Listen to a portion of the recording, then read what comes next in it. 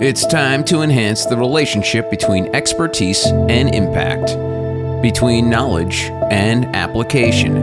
Welcome to a journey of discovery and empowerment. Welcome to All Physicians Lead, the Forbes Books podcast that highlights the critical leadership role that all practicing physicians take on every day. Here's Dr. Leon Morse. My guest today is Dr. Shlomit Schaal, the Executive Vice President and Chief Physician Executive at Houston Methodist. She's a world-renowned retinal surgeon, published scientist, and former naval officer and physician commander in the Israeli Defense Forces. Dr. Schaal, welcome to the podcast. Thank you for inviting me. I'm happy to be here.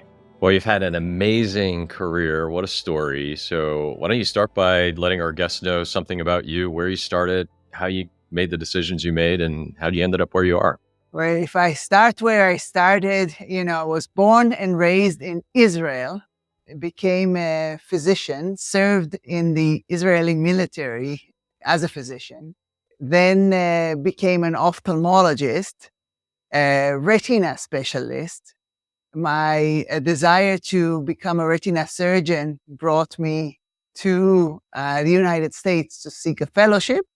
It's interesting. I never planned to stay in the United States, but I won a few awards. I'm a physician scientist, so won some awards and got an opportunity to stay in the United States as a university professor at the University of Louisville in Kentucky. And then I thought, oh my God, I achieved the American dream. Grew up there to be a retina attending and then the director of retina service at the University of Louisville. And I never thought that there's going to be another chapter after that. I really thought that, somebody that is born and raised outside the United States, I thought I reached the peak of my career. And then one day, the dean of the medical school at the time, Dr. Tony Ganzo, she sent me an email and she said, would you like to participate in a leadership development program for academic women? It's a program of the AAMC, and we send only one person, and we thought maybe you would be a good person. And at that time, my English was even worse than it is now. And she she wrote, are you interested? And I was not interested. So I wrote, no, I'm not interested. And then the chair of the Department of Ophthalmology, Dr. Henry Kaplan, 5 minutes after I sent that email, he gives me a call and he said, did you really write to the dean that you're not interested? I was a young faculty member. And he said, I want you to write back and say, I'm delighted. That's what I did. Without hesitation, I sent another email say, I would be delighted. And I went to 2 days, a leadership development program. This was in Austin, Texas at the time.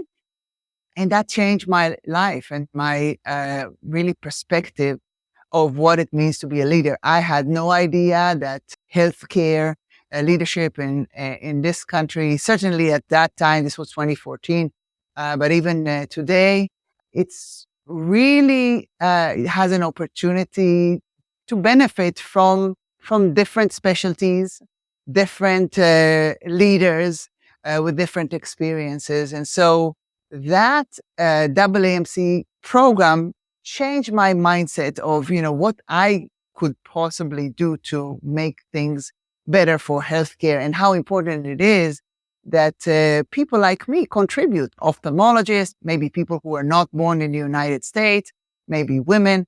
And so very shortly after that, I got a recruitment email from a search firm saying, we're looking for a new chair for the Department of Ophthalmology and Visual Sciences at the University of Massachusetts. And I was in Kentucky at the time. If I hadn't taken that AAMC course, I would never answer that recruitment email. Right. But I understood that at that time, there were only 6 women department chair of ophthalmology in the entire country and out of 122 Department of Ophthalmologists. So I said, okay, I'm going to interview.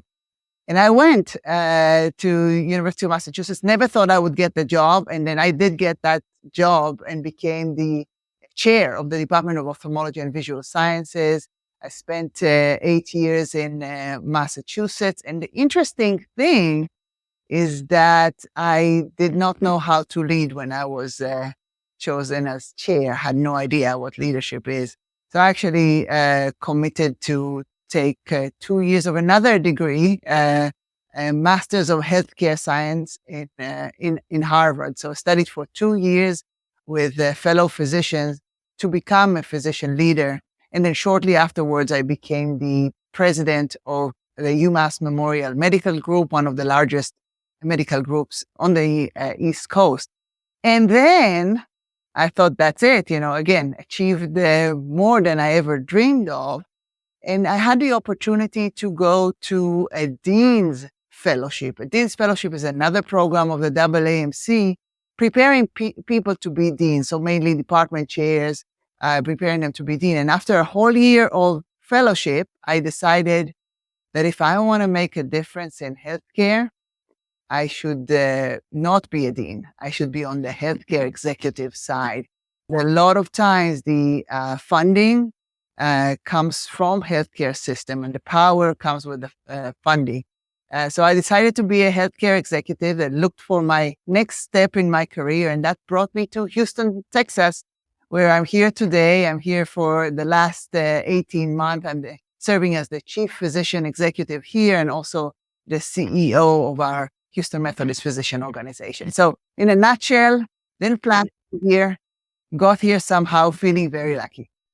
Wow, quite the journey. And I doubt it's luck. I think it's preparedness, hard work, and dedication to all of the causes that you talked about. So congratulations on that. And thanks for continuing to improve things for patients and teammates across your system and globally with some of the other work that you do that we'll talk about.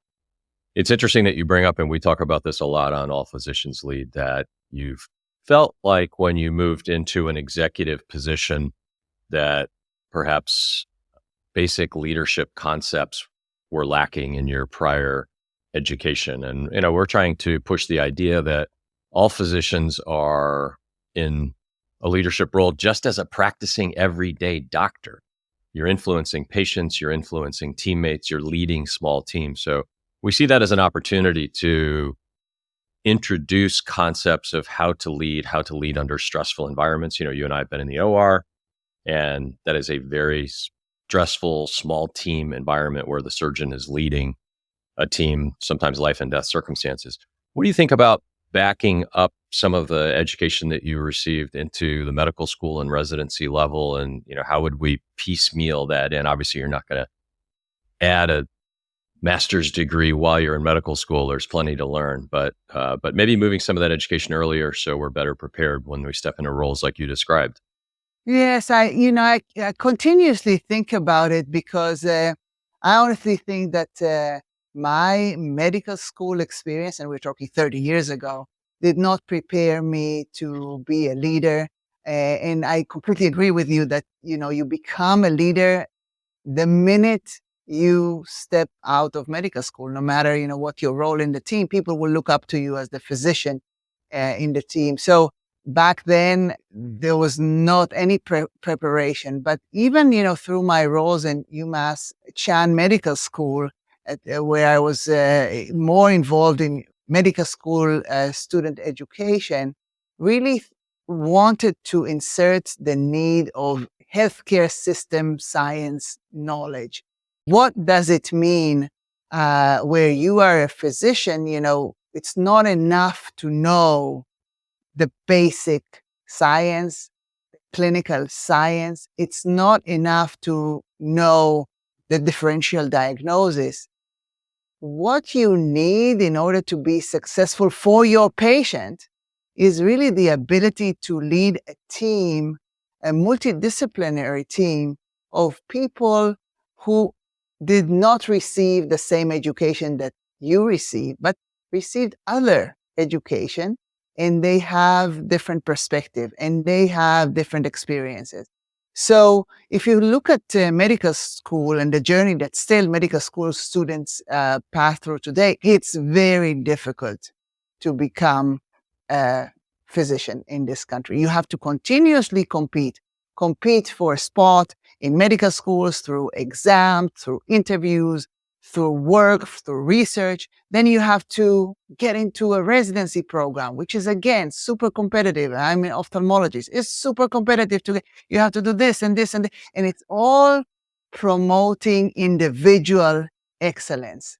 None of it is promoting leadership capabilities of helping other people, helping your team to excel, being happy that it's not your success, it's the team's success. And we are all working in our separate roles as a team to achieve a great outcome. So I think that's something that we need to pay more attention to, more multidisciplinary simulation training. We're actually working on this here at Houston Methodist. More communication skills, and actually more leadership skills. A lot of physicians are introverts. I am an introvert as well. You like to, and you are as well. That's great. Indeed. We are most comfortable among ourselves. We're less comfortable with other people, and we have to learn that. I can tell you can actually learn that.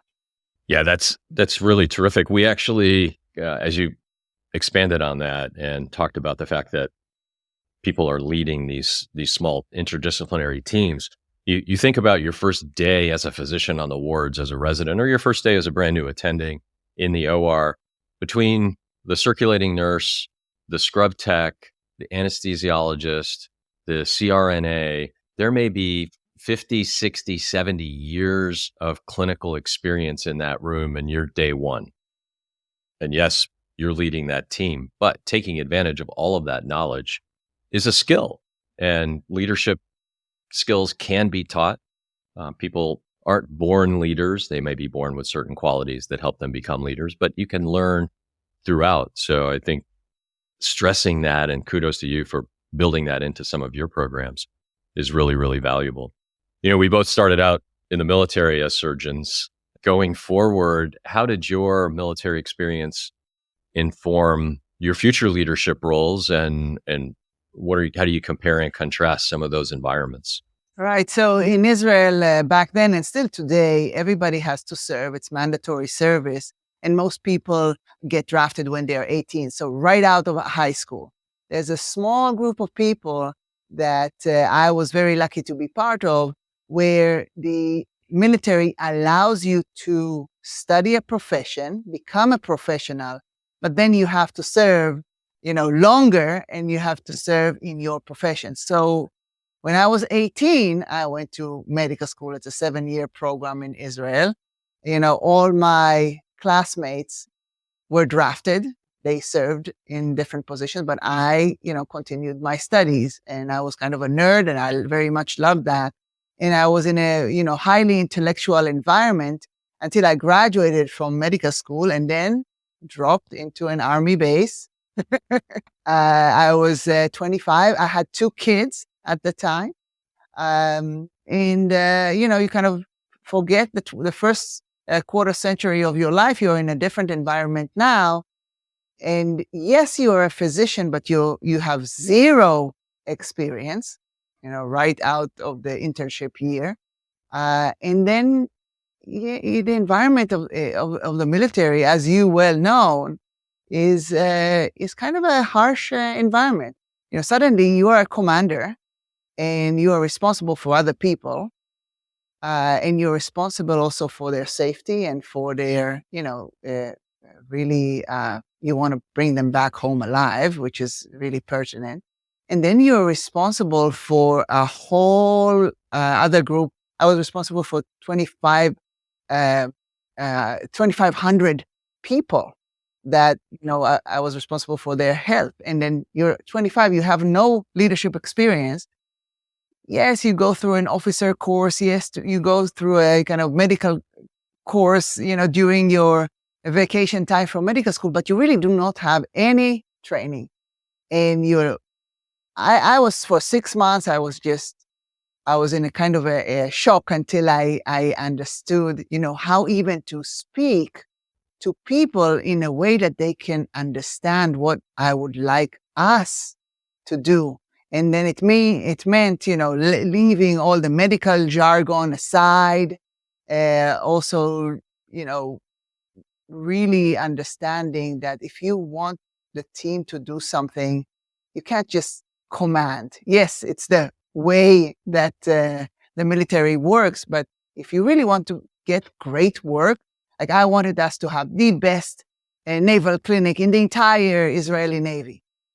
So how do you do that? And what does it mean to be best? And how do you inspire, people that are actually in mandatory military service to produce their best and to give their best and to come up with ideas? So I learned that in the military, and I can tell you it was 5 years that I served. I'm very proud of my service. I learned a lot, but I don't think I was a good leader back then. I think I was really kind of overwhelmed by this new environment and everything that I had to do. Well, it speaks to the idea that we always get better, right? If you look back 20 years ago, at the time, I thought I was a pretty good surgeon. 20 years later, clearly better. Same with your leadership comment. You, I'm sure, did a very fine job then. Looking back, you think, oh my gosh, I'm better now, which is a tribute to your continued education and journey here.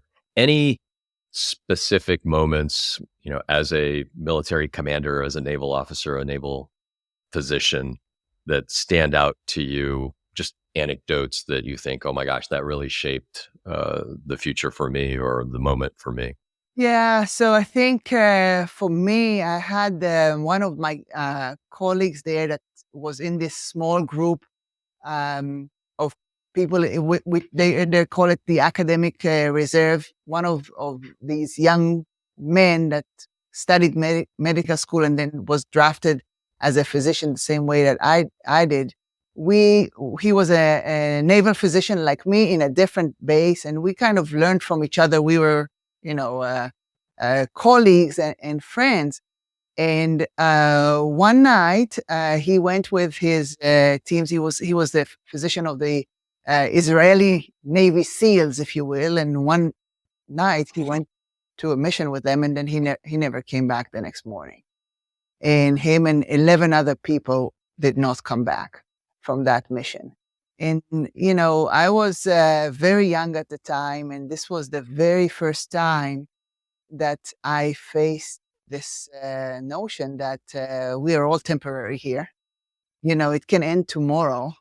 And we really, as human beings, we always have hopes, right? And I used to have conversations with him and say, what do you want to be? We were not specialized at the time. We were just general practitioners. And he said, I want to do something meaningful. I want to be a general surgeon. I want to do this and that's big, big, big, big dreams and hopes. And then suddenly overnight, it just ended. What I learned from that, I remember, in his funeral, I was looking at my shoes. I was obviously very, very sad, but I really promised to myself that I will try to live in a way that I realize that every day may be my last day. And I will try to make a difference, while I'm alive and while I am here, I'll try to make a difference for others and really make it meaningful. So in that way, this experience in the military, which was not really a pleasant experience, but it's really, I remember everything about that day and the promises that I made to myself. That's a very profound story. I'm sorry about your loss. And, we've experienced that for sure, with our colleagues, with our patients, and it becomes part of our reality. And we're all about delayed gratification in medicine, right? I mean, okay, when I graduate from college, I'll get into medical school, and then I can't wait to graduate from medical school. And then I want to finish my residency and fellowship. And, then I want to get a program director job. And then we're always looking, 3, 5, 10 years out. But that message of what am I doing today that actually makes a difference? And, sometimes focusing on that helps us. We talk about restoring the joy in medicine all the time, right? Because medicine that we do becomes routine, sometimes we and our colleagues and our nursing and administrative colleagues around us, you're just kind of doing the job in clinic, in the OR, in the wards every day, but stop every now and then and think, what we do is really special.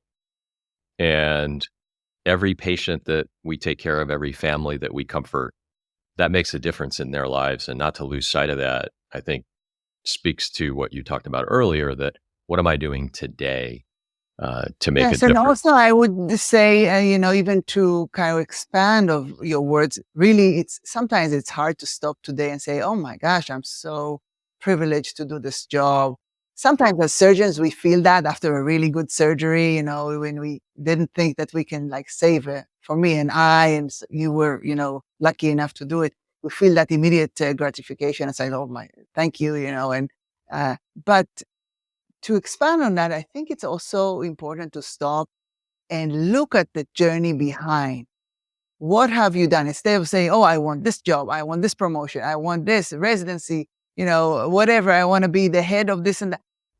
Instead of continuously looking forwards, stop and look back and say, "Oh my gosh, this is an incredible journey that brought me today," and remembering, the impact that you yourself had on your community, on your patients, on your colleagues, and even on your family. Just remembering that, just stopping and remembering that is really profound. I have a trick for that I can share.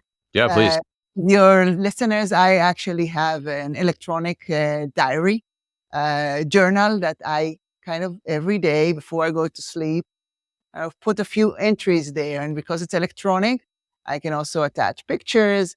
And so every day before I close my eyes, I kind of think, okay, well, what was today about? And it can be simple things, as, oh, I saw the sunrise today. It was really beautiful. Or, we did this special surgery. Oh, we did this, whatever it is. And I have probably more than 15 years of entry now. And every morning when I get up, I can see what I wrote a year ago, 2 years ago, 3 years ago, whatever on that date. And what it does, it really, first of all, helps you understand the journey, appreciate the journey, but also realize that, every day is a gift. And, you talked about joy. It brings a lot of joy and pride in our profession and what we get to do as physician and as physician leaders. Oh, that's super, and I'm going to try that. That sounds like a great idea. I got to find a system to do that and stay on task. Right, that's another thing that we sometimes do is have a great idea and then don't stay on task with it. Yesterday, a beautiful little 3-year-old girl with a posterior fossa tumor, the fourth ventricular tumor, and as I walked away, the parents had given me hugs and they were crying, and I looked over my shoulder and they were just embracing each other. Everything went well, and I had come out and told them that she was going to be fine, and we removed the tumor in its entirety. And at that moment, looking back, like you said, physically as well as temporally, said, okay, that's makes all the training and time put in worth it, right? Absolutely. And I think we Joyful all, as moment. physicians, we all have these stories or these memories of patients that really stay with us. And they stay with us for kind of good memories and also for really hard, did I make a mistake in this case? Should I have done anything differently?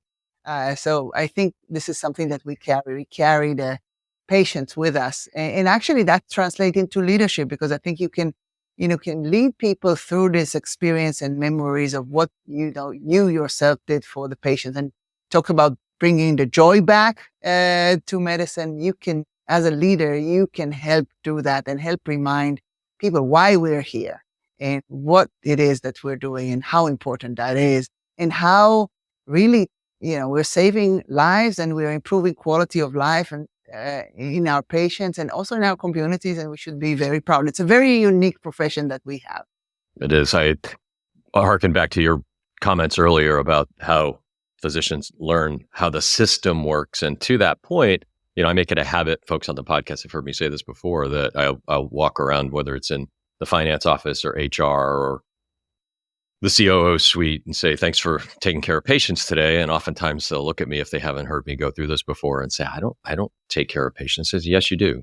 We cannot do this without you. I can't reach out and say, knife, and not have an entire logistics chain and finance chain and insurance chain dealing with that to get that instrument in my hand. And so reminding everybody that it's a special thing that we do and that they're part of taking care of patients and families, I think helps that honorable mission sink in for all of our teammates. I absolutely agree. And, uh, this year actually became a fellow of the ACHE. And as a physician, it's really Well done. humbling to sit, at least at my age, for a test and, the kind of answer questions about finance and HR and ethics and others. And the reason that this is important, I think, as a physician leader, is to understand that, yes, physicians obviously have a key role in delivering care to patients, but they cannot, no physician in this modern era today can do the job alone. It's always a team, and actually it's a big team. And to your point, there are people that you don't even know that are helping you deliver the best care you can just because they're doing their job. It's so true. So true. We make the point here that all physicians are leaders. As we talked about earlier, the moment you put on the long white coat, you are leading teams. They call them doctor's orders, not doctor's suggestions, for a reason that harkens back to our military days. At what point in your journey did you, looking back, say, okay, now I'm a leader? You touched upon it a little bit earlier, but elucidate on that for us. Yes, I actually never saw myself as a leader, certainly not in the military. I was given, this ranks on my shoulders, golden ranks, and I was very proud of them. I had a uniform and things. I could tell people what to do, but I didn't really feel as a leader. And I think it comes back to the definition of what is a leader. If you're the boss of somebody, are you the leader? So I didn't feel like a leader. And even when I was the director of a retina service back in Louisville, I didn't feel like a leader. I felt responsible for the service, but I really didn't feel like a leader. The first time that I actually learned about leadership is after I became a department chair at UMass. And I was really lucky to get into a program called ELAM, Executive Leadership in Academic Medicine. It's a program that is devised actually for women to step into leadership position and also to enhance their leadership skills. And this is the best program that I ever took that really had, insight to what is a leader, what's your role as a leader, what is a good leader, what are leadership styles, how do you influence people, and all these things that come into leadership. And then only after that, and I did it back in I think I graduated in 2018, only after that I felt kind of, okay, now I am a leader. It's not only my role as chair, but I need to help people achieve the best version of themselves. And what can I do to help remove boundaries for them and help them be inspired and help them dream big and help the dreams come true and help celebrate other people's successes. So I think it's very, very late in my career that I really saw myself as a leader. And certainly now I do think that, my best success is not my own success. It's actually other people's success. If they are successful, I am so happy. Terrific. The ultimate in leadership is giving everybody else credit and taking all the blame, right?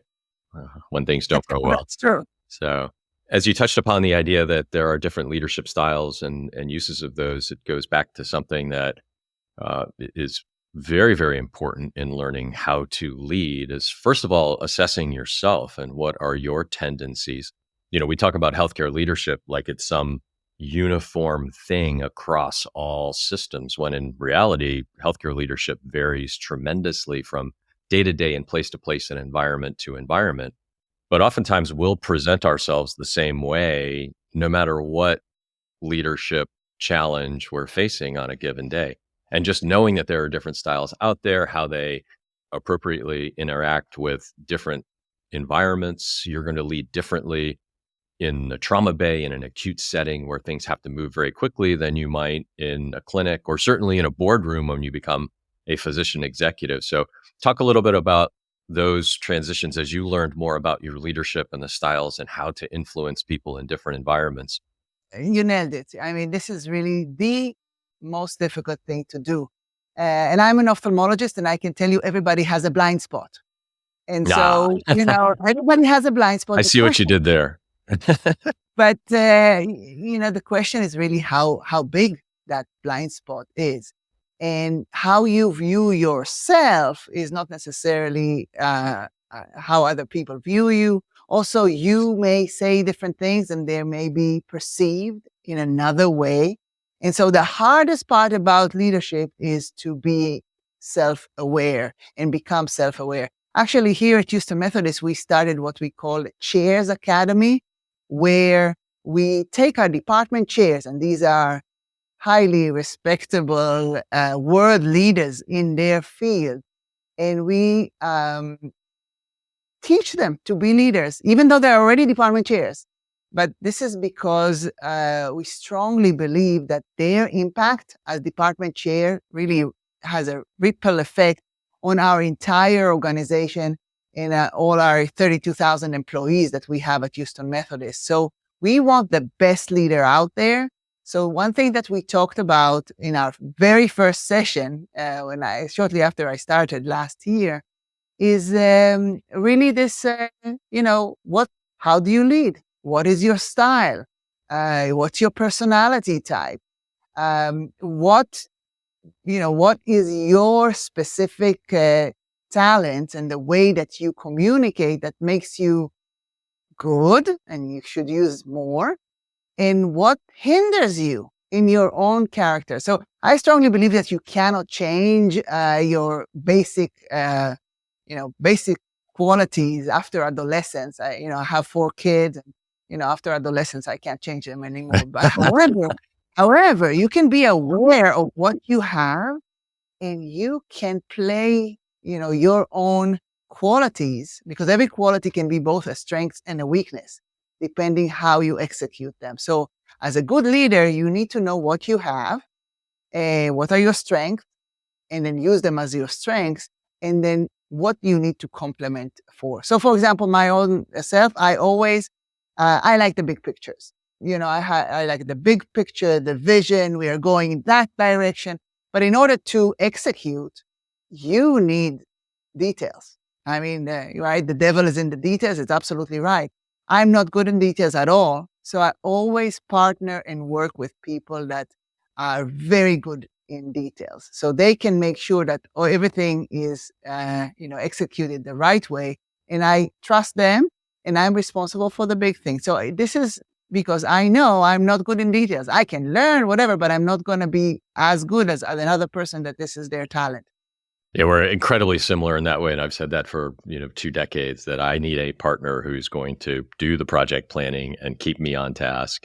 And we have 4 children too, and I'm impressed with the fact that you are at least able to influence them through adolescence, no doubt a tribute to your leadership qualities. On that note, let's take a break. Coming up next time, Dr. Shlomit Schaal, the Executive Vice President and Chief Physician Executive at Houston Methodist, will share some advice for future physician leaders. We can't forget that we are physicians. We can't forget the journey that we went through that. We can't forget the lessons that we learned. However, we need to be curious and humble and really fresh and open-minded for new ideas. We have to keep learning. And I think physicians like to learn, but if you want to be a physician leader and kind of be like me, leading large healthcare systems, then you need to kind of forget that you're an expert and be a student again. This has been All Physicians Lead. We can all be better leaders, and our teammates and patients will be the beneficiaries. Go to allphysicianslead.com to unlock your potential, sharpen your impact, and elevate your journey. All Physicians Lead with Dr. Leon Morse is a production of Forbes Books.